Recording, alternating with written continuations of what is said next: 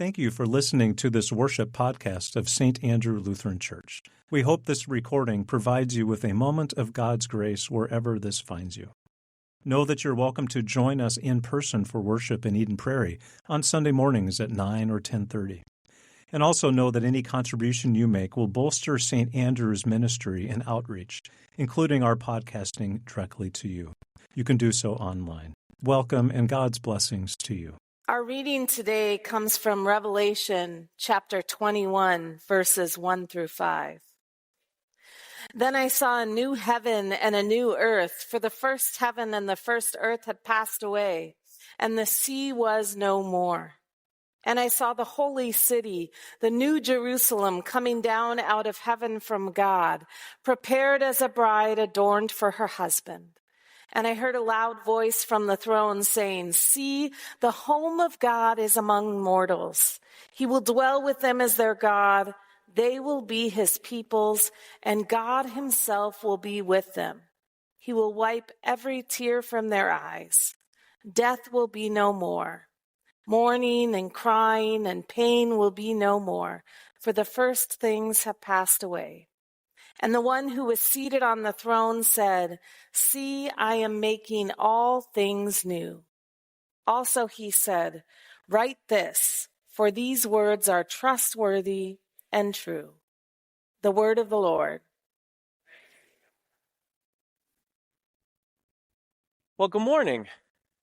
It's good to be here together as we are finishing out our sermon series following this unbroken line of faith. We've been walking each week through a tool called a living catechism. It's a tool that lays out the foundational beliefs of our faith one step at a time. So if you've missed a week of church, now that here we're at the final week of this series, you can go back and watch and catch up on the talks that have preceded this one. So the question for us today is there a limit to God's love? Are you ready for it? No. You can go home now. Pastor Peter gave me the easy one to finish us out with, and I'm delighted. Is there a limit to God's love? No, absolutely not. Is there a limit to my attention span? For sure. So, a couple of weeks ago, I was in the midst of a ferocious battle with one of the most challenging of God's species, of God's creation. I don't know what exactly this was, but all I saw were the results of the damage that this creature had done to my garbage can. So I present to you Exhibit A. Now, this is quite a solid, sturdy, half a centimeter thick piece of plastic. And this creature wanted what was in my garbage can so much that it shredded. And here is the evidence of the shreds that this creature got into my garbage can with. I was really surprised. It wasn't even an overload garbage can week, the weeks where there's a little few too many bags in the garbage can. It was sealed tightly, and yet this, I think a squirrel is my best guess, tried to wiggle its way into my garbage can and get out of it something tasty to eat, I'm sure. So I took my first go at Mr. Squirrel, or Mrs. Squirrel, not sure, and tried to solve it with duct tape. That was a really fast no way. It shredded right through that duct tape and just kept gnawing a bigger hole into my garbage can. So then my better half, Hannah, decided to go to Google and ask for advice. And Google said that maybe steel wool would deter the creature. So I packed it with duct tape and put steel wool in the middle of it and had kind of duct tape all around it. Well, I don't have a picture of this, but the squirrel just ate around the edges and peeled back the steel wool. This is quite a creative creature that we have here. And all of this, I know, is just kind of a silly thing, but it actually took over a couple weeks of my life. It was one thing, trying this thing and trying the next, and laughing at ourselves and trying to be better than the squirrel. Eventually, we just gave up, and now there's just a hole in our garbage can. I don't know if the garbage company maybe will eventually give us a new can, but I'm not convinced that another squirrel is going to come and work its way inside. But this leads us to the fact that we have a limited number of weeks in our year, something along the lines of 52.173 weeks in a year. It's not exact, I know, but this is about 52 lines, and it represents the year that we have in front of us. A little bit of it behind us, a little bit of it in front of us. And I present to you the 2 weeks of the squirrel. Those in orange are the two that I was concerned about this squirrel. And it just got me thinking about all of the different ways that we mark our time as human beings, that we look at the year ahead and the year past. Often I mark those in weeks. Either it usually ends on a Sunday for me, but maybe for you it begins on a Sunday. My week usually ends on a Sunday at church with all of you and then begins on a Monday morning. And I look at the week ahead and think about what the week before had in store for me. And of course, 2 weeks of the squirrel, but a couple of other things to present to you. Here are my 4-ish weeks of vacation that I'm plotting out over the course of the year. Those orange little lines on the screen in front of you. We'll plan on some great trips and some great experiences, but it doesn't look like a whole lot in the grand scheme of things, those really wonderful experiences that we have in plan as a household. The next one, I don't imagine will make all of us feel good, but here's how many weeks I'm going to be in church this year. Anybody want to compare their notes? Just a joke. No, but of course, being a part of this Christian community is an important way that we mark our time together. Whether your week ends on a Sunday or whether it begins on a Sunday, being here as community is a way that we mark our time in a different way. It isn't according to the checks and the to-do lists that our work life might have. It isn't according to the grocery shared list that we might have with our family. It isn't according to the way that the world marks time, but we mark time as a Christian community here in church. Yes, that's here in the room. It's also, if you're joining us online, we are a part of God's community by being in this worship service together, by showing up in Christian community in a variety of different ways.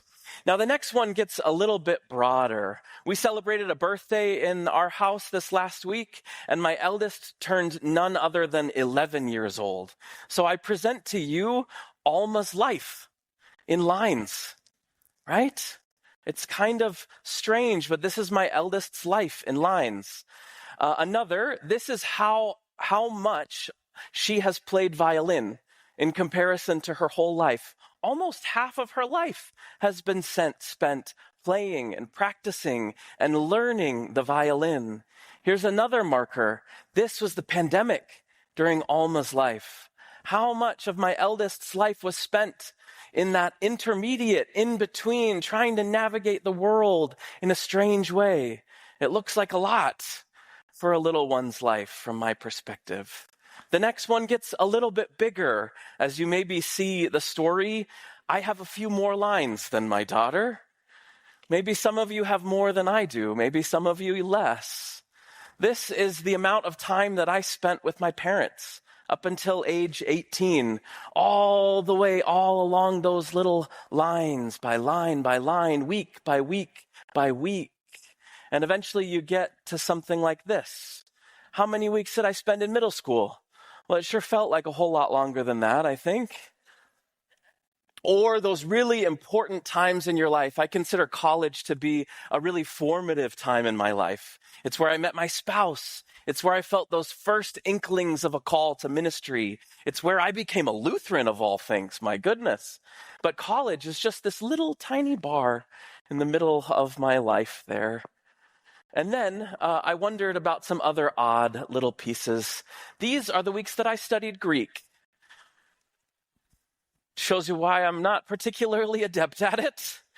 And my last time taking a math test, so you can take all of these calculations with a grain of salt, was way back there. That one single bar.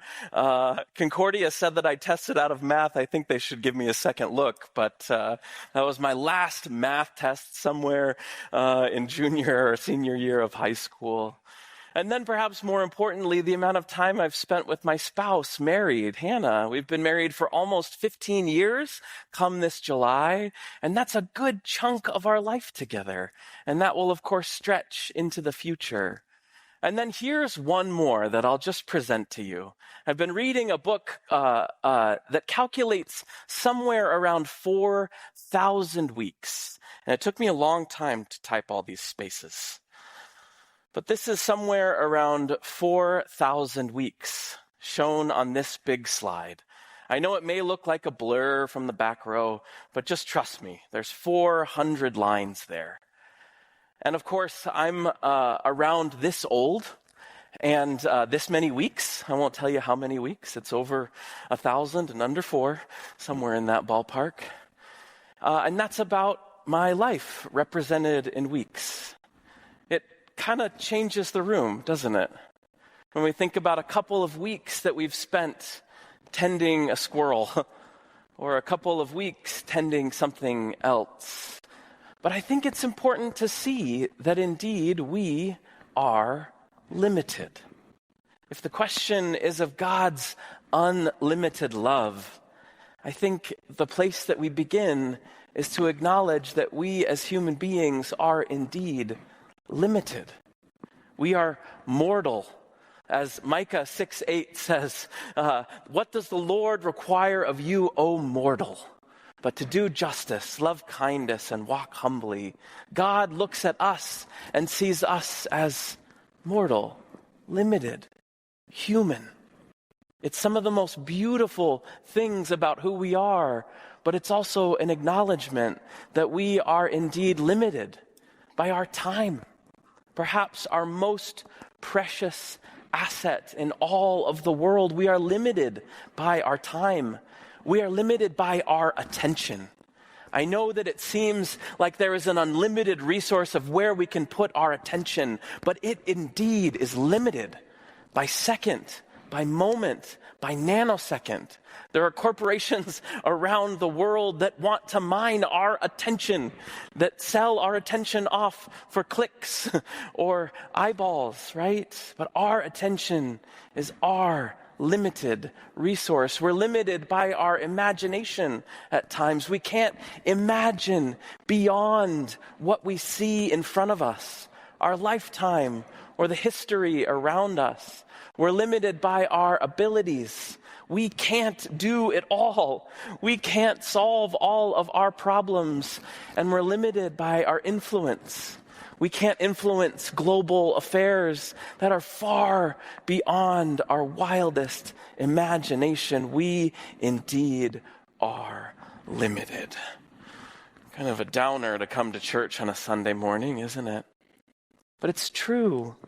And as we lean into this season of Lent and take stock in where we've been looking at these core tenets of our belief, we're looking ahead at some of the most important holy days of the church. This Wednesday, we will gather together right here for Ash Wednesday, a day where we will mark on our foreheads with ashes, and you will hear one of your leaders say, "Remember, you are dust, and to dust you shall return." We are limited. And for some of us, that limitation is fierce and present and angry and even to the point of terrifying. And for some of us, that limitation seems a ways off. But for all of us in this room, it's real and it's true. But to ask the question in a different way, I wonder if instead of counting math tests or Greek lessons or college years or middle school moments, I wonder if we could take Mary Oliver's invitation with this question: how many mysteries have you seen in your lifetime? How many mysteries have you seen in your lifetime? And I don't have a beautiful graph of these, but I thought that I would share 4 of them that I saw yesterday. Is that a good enough start? The first is a pink balloon. Yesterday was my daughter's 11th birthday, and we spent it with family, and we had a bunch of balloons, and I'm the one with the most hot air in our household. So I'm always given the task of filling up the balloons. So I filled all of them up, and some of them were white, and some of them were pink, and some of them had little bows on them. They were a lot of fun. And then the whole family came, and my nieces and my nephews, and Alma is the eldest of all of the cousins, all the way to 11. And one of my younger nephews was just enthralled by this pink balloon. And he would toss it up in the air, and he would toss it so hard, he's about 2 years old, that his whole body would fall. He would throw it so high that he'd kind of kick his feet over and just fall right on his bum. That's a mystery that I saw yesterday. Just this beautiful, beautiful gift of a young boy tossing this balloon into the air. And for that moment, it contained all of the joy in his world. And for that moment, when we all watched him laughing and smiling and seeing him do it again and again and again and again, everything else faded to the outsides, and all we were present with was this silly little balloon for half a penny. Endless entertainment for a 2-year-old. Now, if we were to wager maybe $9.99 more on the clearance rack at Target, I found my next miracle mystery. And that's a little game called Let's Hit Each Other with Fake Swords. What could go wrong? Got a bunch of cousins. It's made by the makers of a game that our kids like called Taco Cat Goat Cheese Pizza. If you haven't played it, it's a delightful ball of fun. And this was a new game that was on the clearance rack, maybe for a good reason. But endless hours were spent just yesterday wandering around with these little foam swords that you couldn't really swing fast enough to hurt, that you couldn't really wiggle hard enough to do more than just feel the air on your skin. And so cousin after cousin after cousin took turns at taking the fake swords and wandering around and having a ball. So much so that when it's time to put the swords back in the box, I had to wander every corner of the household to find where these swords had ended up. But it was endless fun and joy, and indeed a mystery that all it takes is a little bit of foam, and who knows what adventures might ensue. And then the third mystery is of the ping pong ball. Perhaps you've heard me say, perhaps back before Christmas, that my eldest has really enjoyed playing ping pong. And so the first thing that she asked when we got to the grandparents' house was, can we play ping pong? And do you know what my answer was? The same as my answer to, is there a limit to God's? No, I'm just kidding. Of course it was yes. It's her birthday. You tell me what you want and I'll try and make it happen. So we played ping pong, and she's getting better. And we had a rally that was like 20 long, and eventually she beat me. So these mysteries, that there can be joy and delight and connection and relationship and fun with a little plastic ball, a fake foam sword, or indeed a simple pink balloon. But all of this at the last, final, fourth mystery that I can't believe this was 11 years ago. I can't believe it. It feels like it was in a snap, in an instant, in a moment, in a blink. And I know that we all know how fast these times speed by, because they do. It feels like that day that was 34 degrees below zero on March 1st, when our eldest was born. When we finally got out of the hospital, and I was certain that our Subaru Outback was not going to start. It gave me very grumpy noises when I wandered out to the parking lot at Methodist Hospital, and it did that like, and finally started. And they handed us this infant with no training, with no instruction manual, and they said, go. And we've just been going ever since, week after week, year after year, moment after moment. So is there a limit to God's love? Absolutely not. Absolutely not. God loves us eternally. And that's at the core of this living catechism. It's why we spend this final week talking about the promises of God's love, because they are not limited by our limitations. God's love is not limited by our mortality.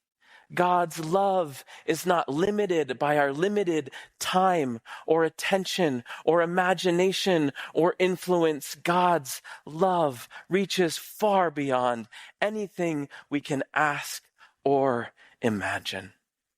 And this is what the text of the Living Catechism reads. Through the resurrection of Jesus, God shows us that death does not have the final word. God promises to be with us not only in this life, but in the life to come. God promises a new heaven and a new earth where there's no more crying, no more dying, only love. And God promises to love us eternally is not just about the future, but compels us to live as if love extends beyond the bounds of death.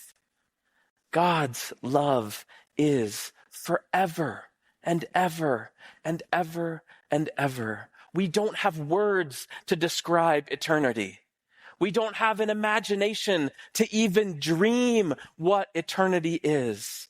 But in Romans chapter 8, Paul writes this, "For I am convinced that neither death nor life, nor angels, nor rulers, nor things present, nor things to come, nor powers, nor height, nor depth, nor anything else in all creation will be able to separate us from the love of God in Christ Jesus our Lord." How many mysteries has God seen? If I saw 4 just yesterday, just in my little viewpoint of this delightful world that God has created, how many mysteries, how many miracles, how many wonders does God see in a nanosecond? How many has God seen in the course of human history? I tried to create a little chart with all of the dashes that go back to the time of Jesus, and I got stuck. Because as I entered 1,000 at a time and then 10,000 at a time, the computer froze, my friends. The computer program couldn't figure out how to put that many dashes on a screen in front of us. This is a pretty fast computer we got back there. There is no end to the place that God loves you. And so we have this symbol, this infinity symbol. It's as good as we can do as human beings, is to draw what we can't say, is to put on paper something that we can't imagine, a loop that continues forever, that has no beginning and has no end. In the book of Revelation, God says, "I am the Alpha and the Omega. I'm the beginning and the end." Revelation speaks about the God who was, who is, and for whoever more will be.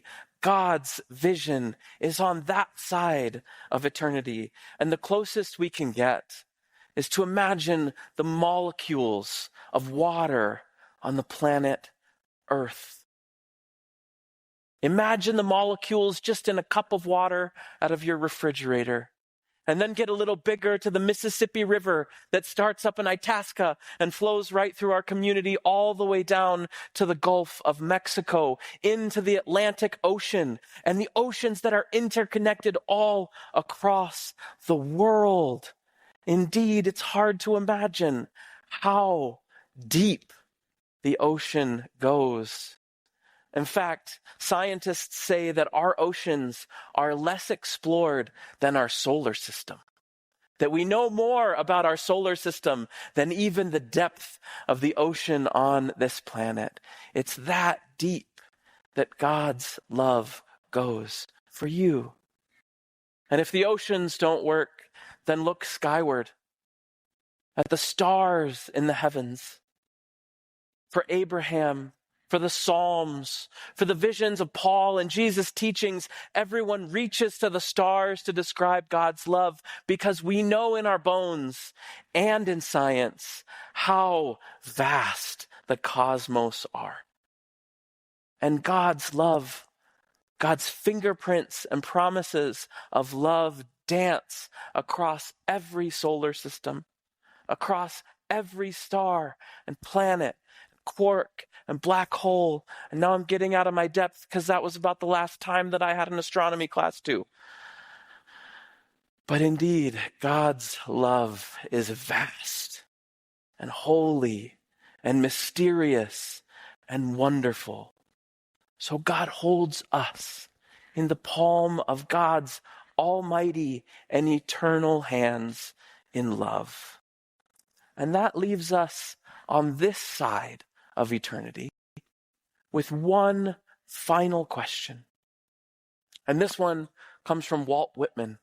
And he frames it this way: the powerful play goes on, and you may contribute a verse. If a verse is a single line in God's eternity, what will your verse be?